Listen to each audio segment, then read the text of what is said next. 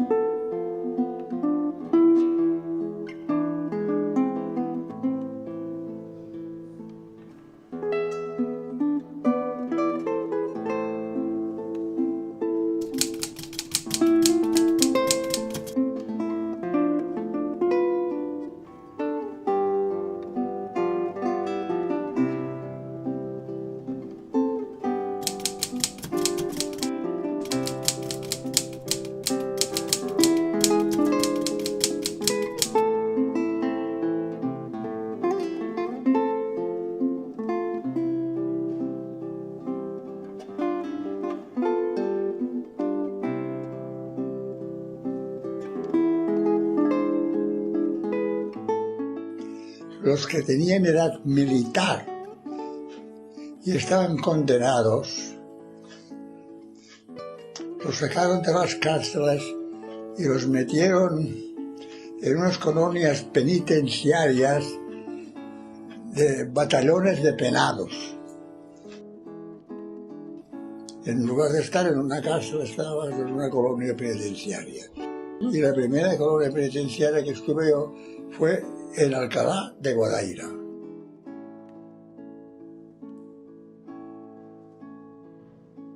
¿Viene? ¿A dónde vais? A los Marenales. Vamos por aceite. Bueno, pues venga. Y me iba con ellos. Y yo iba corriendo, saltando, ya era un chiquillo. Y le pegué una patada a una bota. Y dice, no la cojas. Me pegaron una voz. No la cojas. Estaba llena de... Era un pie cortado allí dentro de la bota. Y aquello no se me olvida a mí nunca. Después he ido muchas veces por allí, por el terreno que y he dicho, esta bota, aquí había una bota y le di una patada y estaba el pie dentro. Pero fresquito además. Pero allí en el campo de concentración, si se mataba a alguien, lo mataban y lo sacaban sin verlo. ¿Quién era el gran beneficiado? Pues el beneficiado era el terrateniente, a costa del uso y el abuso de miles de presos que durante 15, 20 años estuvieron haciendo que esta infraestructura les enriqueciera, ¿no? Tenías que obedecer, tu función era la de obedecer, ¿no? Y lleno de pequeños rituales que suponían una humillación muy importante para los presos, ¿no? Desde el brazo alzado, cantar el cara al sol, el himno de los requetés, la obligación de la confesión y comunión una vez al año, la obligatoriedad de la asistencia a misa con la arenga patriótica, etcétera, ¿no? No, yo le dije, mira, papá, ¿te acuerdas todo por lo que tú has luchado? Pues aquí lo tienes reconocido ya, que tú eras el que estaba en el lado correcto y no en el lado equivocado, como siempre se ha dicho durante tantos años.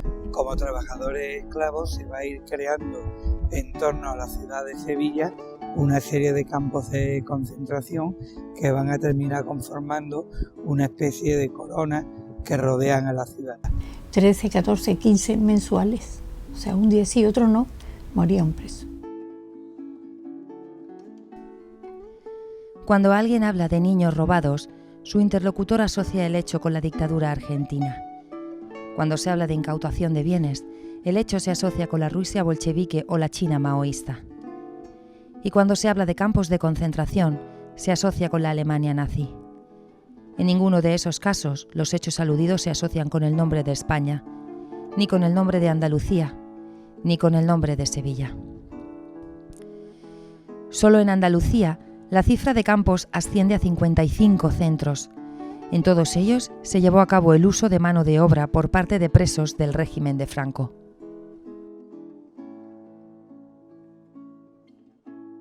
El trabajo esclavo se va a convertir en uno de los pilares del régimen franquista, puesto que no va a ser la utilización de prisioneros en obras en el frente de fortificación o una cuestión temporal puntual en un determinado lugar, sino que se va a extender a lo largo de toda la zona que van ocupando los golpistas y con posterioridad, tras su triunfo, se va a extender a todo el Estado. La redención de penas por el trabajo y la utilización de los presos políticos como mano de obra forzada, la propaganda era interna. Ellos hablaban de que era una forma, lógicamente, de darle una salida laboral a esa una salida a esa ingente mano de obra y de reeducar al preso en los principios del nacionalcatolicismo. Lo que fue la redención de penas por el trabajo tiene esas dos vertientes: el reeducar al penado en los principios del nacionalcatolicismo, o sea, reconquistarlo espiritualmente y utilizarlo económicamente para trabajos, para empresas públicas y privadas, o sea, para beneficio del Estado franquista. Si la empresa decía necesito 7 peones, 2 oficiales, 4 electricistas, 3 herreros, etcétera, se iba a buscar a esas personas a las cárceles o a los campos de concentración. Ten en cuenta que había varios campos de concentración de los que rodeaban Sevilla, eran campos de concentración de clasificación. Y eso era por donde pasaban todos los presos de la provincia, se les abría una ficha, se les ponía su profesión y sus datos personales, y a partir de ahí las empresas se dirigían a ese fichero que era el INES nuevo, donde elegía a las personas que ellos necesitaban. Estábamos amontonados, que no teníamos ni sitio para dormir planos, teníamos que estar de costado, porque planos no cabíamos, muertos de hambre y con todas las malas condiciones. Cuando yo veo ahora los presos, parecen que están en un balneario. Yo no estuve nunca en un balneario. Claro, el canal de los presos lo que pretende es poner en regadío zonas del Bajo Guadalquivir que eran secano y marisma y que eran tierras sin valor, con poco valor, y que formaban parte de los grandes burguesías terratenientes. Había un proyecto que venían desde principios del siglo XIX de poner aquello en regadío, nunca se llevaron a cabo porque el papel del Estado era fundamental, y entonces se hizo a partir de 1940 con la utilización de los presos políticos con la mano de obra gratis, como quien dice. Y claro, lo que posibilita el canal es el regadío de 80.000 hectáreas y, curiosamente, la política hidráulica de regadío nunca van a beneficiar a los grandes latifundios, que fue lo que se creó en el Bajo Guadalquivir. Y los grandes beneficiarios pues, fueron los terratenientes de siempre, que fueron los que financiaron el golpe de Estado del 18 de julio del 36. Digamos que fue una contraprestación que le hizo el régimen franquista a esos grandes terratenientes. El horario era de sol a sol y en función del trabajo que se necesitaba. El salario, en teoría, era dependiendo de los tiempos cambia, pero en teoría era de 2,5 pesetas, de las cuales 1,5 iba para la alimentación, se le descontaba para la alimentación, y la otra 1,5 en teoría iba para la familia y para una cartilla de la caja de ahorro postal que se les abría a los penados, a los que trabajaban, con vista que cuando salieran del trabajo tuvieran algunos fondos. La primera parada es el campo del Colector, donde la empresa Entre Canales y Tábora, hoy Acciona, llevó a cabo una importante obra hidráulica en 1937. En este campo llegaron a concentrarse más de 500 presos del franquismo. Bueno, el campo de Heliópolis, del Colector que hemos hablado, surge por esa demanda de darle un viso de salud a la zona, porque las aguas residuales de Heliópolis y de La Palmera vierten directamente a la dársena del Guadalquivir. Creo, hasta que no digan lo contrario nadie, que el ayuntamiento quizás fue el primer organismo oficial beneficiado de los trabajos forzados, porque si el campo de concentración de Heliópolis tiene una fecha de visado en Burgos del 37, que es incluso un año antes de que se regularice todo lo que es los trabajos forzados, pues, en fin, está diciéndote claramente que el ayuntamiento se adelanta El ayuntamiento, con todo lo que hay detrás, se adelanta a la propia normativa estatal, ¿no? O sea, es decir, y cuando la normativa estatal, ellos ya tienen preparada toda la infraestructura, mientras que otros, por ejemplo tienen que empezar a montarla, ¿no? O sea, es decir, por lo tanto, beneficiado al ayuntamiento, evidentemente se había ahorrado una obra que ayudaba a la salud, que se lo resuelven los presos, directamente se lo resuelven los presos, ¿no? A través del uso de una empresa privada como era Entre Canales, ¿no? En aquellos campos de esclavos, la supervivencia era una lucha diaria. Ricardo Limia estuvo como preso en el campo de la Corchuela, donde estuvo condenado hasta finales de los 60. Aquello, y me cuenta por primera vez en la vida que cuando los falangistas iban a buscar a mi padre a la casa, porque ahora estaba escondido, mi padre estaba escondido en un sitio, ahora ya se puede decir, ¿no?, en un huerto familiar que tenía, y tenían hecho allí un agujero y allí se estuvo escondido. Y claro, mi abuela iba ya a lavar la ropa y escondía por dentro del cacharro una panera grande que llevaban en aquel entonces las mujeres, ¿no? Llevaba la ropa sucia y tal, y ahí en eso pues llevaba comida para él, ¿no? Cuando iban a buscarlo allá a la casa, delante de mis propias tías, de mi tía Jesusa, que en paz descanse, y de mi tía Rosario, que eran entonces unas chavalas con 18, 16 o 17 o 18 años, pues resulta que los tíos se sacaban el pene encima y se ponían a mirar allí dentro de la propia casa, delante de la familia, ¿no? Cuando llegó aquí a la Corchuela, pues ya te digo, como era una persona que estaba muy bien para aquel entonces, ¿no?, pues él estaba estudiado, porque como era de Río Tinto, allí los ingleses en Río Tinto pues obligaban a los chavales a ir a la escuela, afortunadamente, y entonces él pues aprovechó la ocasión y claro, pues se formó, y dentro de lo que en aquella época había, pues era uno de los más destacados. Lo metieron en las oficinas del campamento para tener el control de los carburantes, de los materiales que entraban y salían, los camiones que venían con materiales. Había mucha solidaridad entre ellos. No había disputas partidistas, de pues, nosotros somos más puros, ustedes menos puros, nosotros lo hacemos mejor y ustedes lo hacen peor. No, ahí van todos a una. Creo recordar que allá por el 40 y algo, bueno, quizá aquí lo pusiera, me parece, sí, sobre el 42 exactamente. Entonces es cuando le dan la libertad vigilada.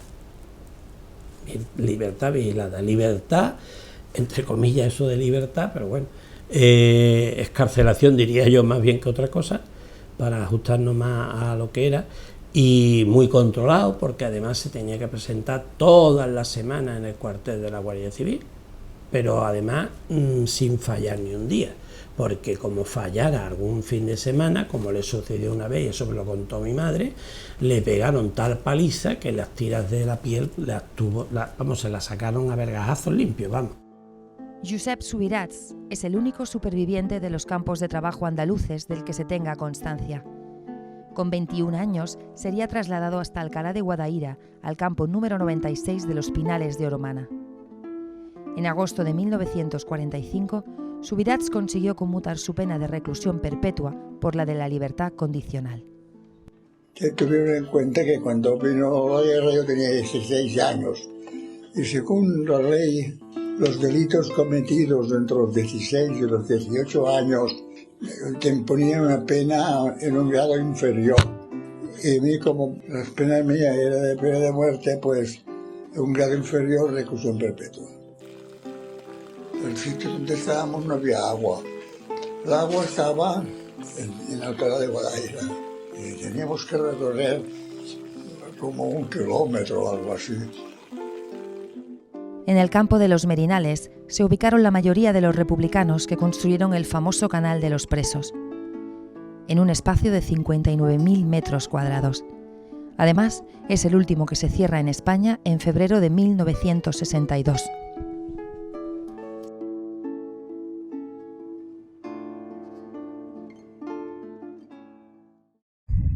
Para la construcción de la primera sección del canal, con la que se comienzan las obras, se construye un primer campo en la finca de la Corchuela, en la cercanía de Sevilla, que va a durar durante 2 años, hasta que en 1942, con motivo de la construcción de un sifón, pues se traslada, se abre un nuevo campo en la finca de Buenavista, en lo que es conocido como Los Merinales.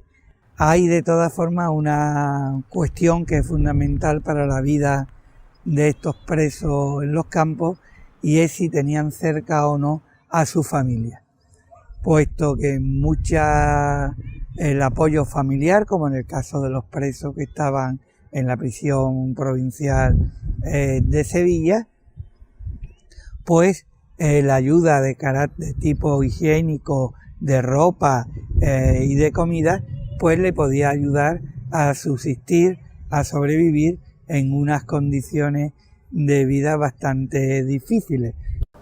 Sí, bueno, el campo de Los Merinales era un universo social. Allí habitaban miles y miles de personas recluidos en un campo de concentración, pero alrededor de ese campo de concentración gravitaba una vida social importante.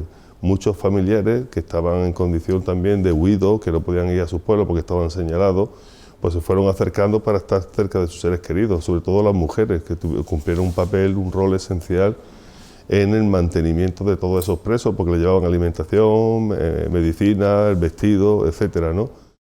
Pepe Hormigo vivió en primera persona las duras condiciones de trabajo en las que vivían estos esclavos del régimen.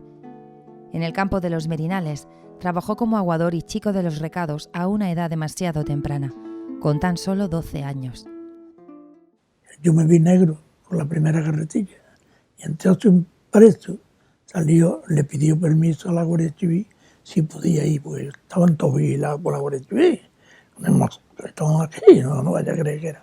Y me dice, corre, ¿puedo ir allí a ayudarle al pinche? Y dice, sí, los guardias, sí.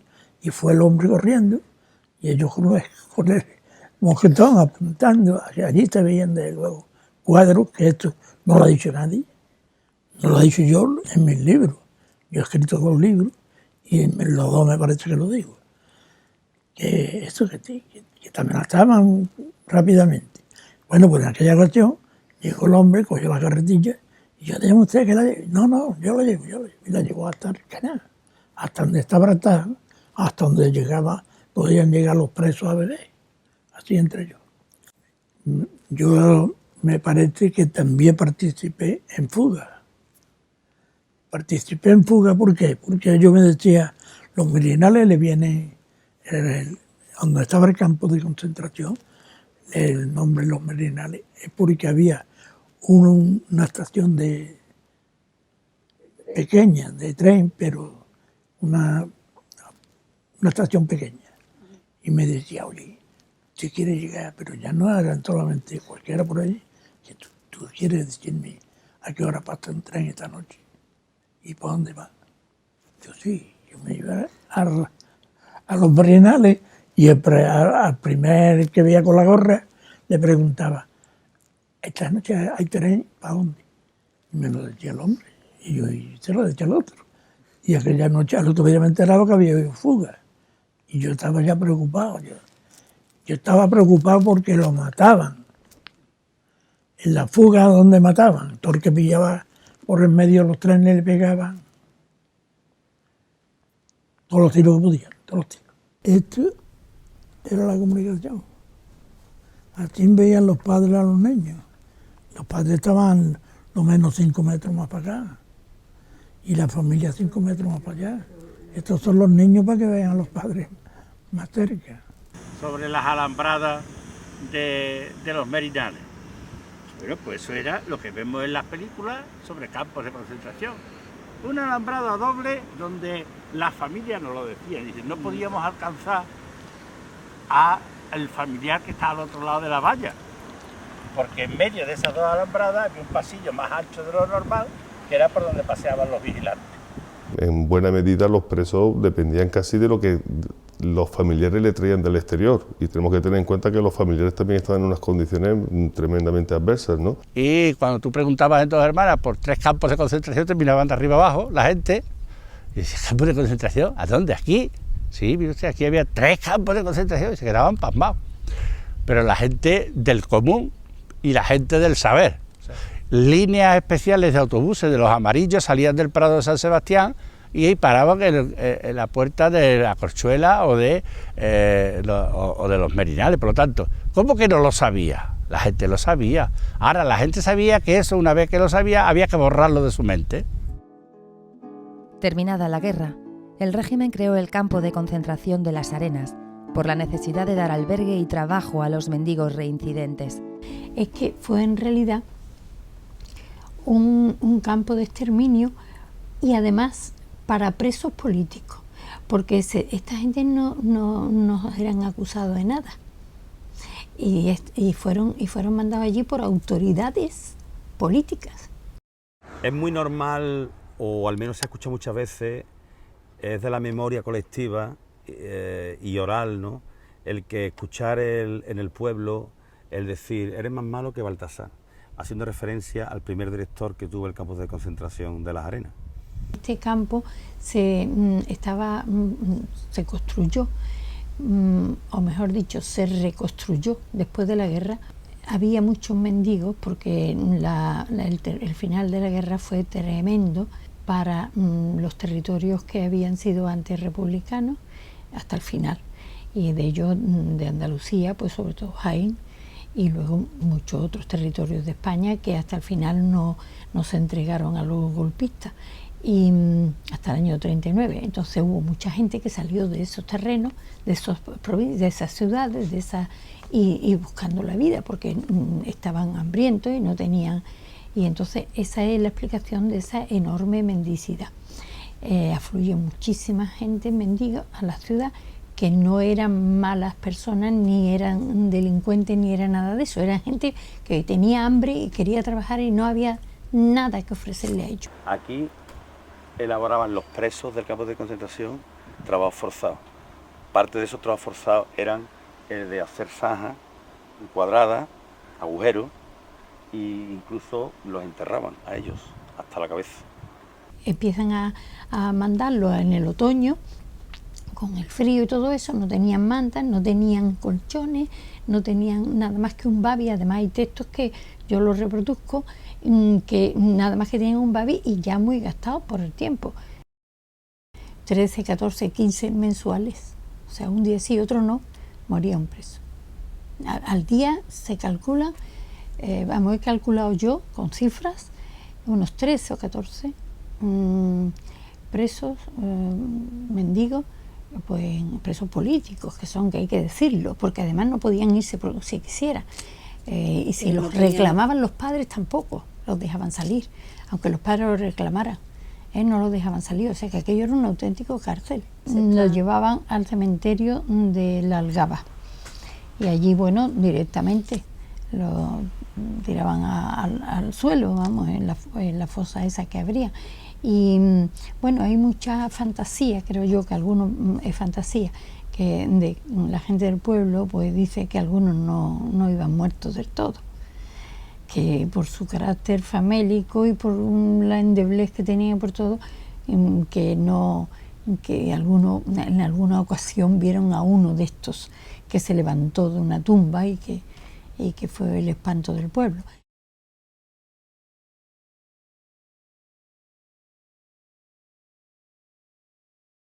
Por los pueblos de mi Andalucía,